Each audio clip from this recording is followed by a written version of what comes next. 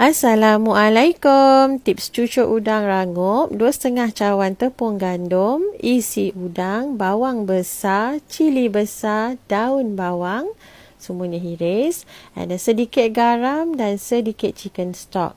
Okey, inilah tips utama dia. Kita kena guna air yang betul-betul sejuk direct daripada freezer. Macam tu.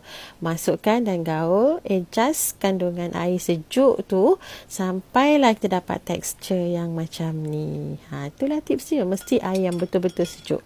Tips kedua, masa nak goreng tu, sudu tu mesti basah. Supaya bila kita cedok nanti, senang jadunan tu masuk dalam kuali. So, kita goreng sampailah golden, dua-dua belah.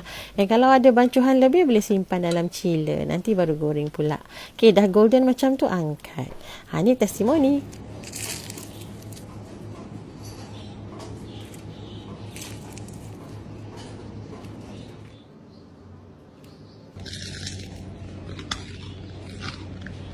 Sedap? Sedap. Sedap. Không, không, không, không. Không.